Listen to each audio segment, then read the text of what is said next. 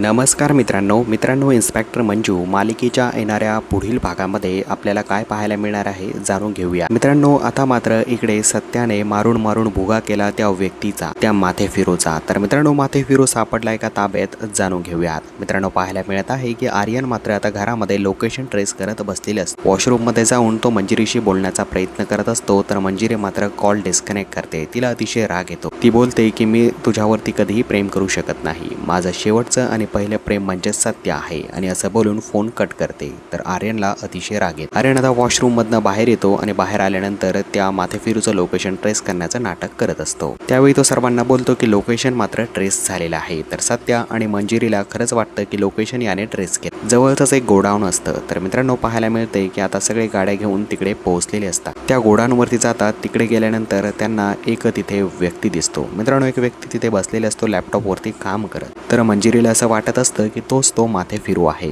त्यानंतर मात्र आता त्या व्यक्तीच्या पाठीमाग सत्या, जयद्या आणि त्यांची टीम जाते। तर आर्यन मात्र मंजिरीला तिकडेच रोखून ठेवण्याचा प्रयत्न करतो। तो मंजिरीला बोलत असतो की मॅडम, आपण लॅपटॉपमध्ये काही एव्हिडन्स मिळतोय का पाहूयात। सत्या दादा मात्र त्या माथेफिरूला पकडण्यासाठी गेलेलाच आहे, तुम्ही तिकडे टाइम वेस्ट करू नका। त्यावेळी मात्र मंजिरी आता लॅपटॉपकडे पाहत असते। तर आर्यन मात्र त्या लॅपटॉपचा पासवर्ड क्रॅक करण्याचा प्रयत्न करत असतो आणि नाटक करत असतो। तोपर्यंत आता इकडे सगळे मिळून त्या माथेफिरूचा पाठलाग करत असतात, जो डमी असतो। आर्यनने त्याला तिकडे बसवलेलं असतं। तर मित्रांनो, पाहायला मिळतंय की आता मात्र तो व्यक्ती फायनली सत्याच्या तावडीत सत्या त्याला बेदम मारतो। त्याला मारून त्याचा भुसकाट पाडतो। आणि त्यावेळी पाहायला मिळतंय तो व्यक्ती सारखंच बोलत असतो की मला मारू नका, मला मारू नका। तर आपल्याला पाहायला मिळणार आहे की तो डमी व्यक्ती आहे, आणि तो कधी आता सत्याला सांगतोय की मी तो व्यक्ती नाहीच आहे माथेफिरू। हे पाहणं इंटरेस्टिंग असणार आहे। तोपर्यंत मित्रांनो, येणाऱ्या पुढील भागांचे अपडेट करिता तुम्ही आपल्या चॅनलला सबस्क्राईब नक्कीच करा।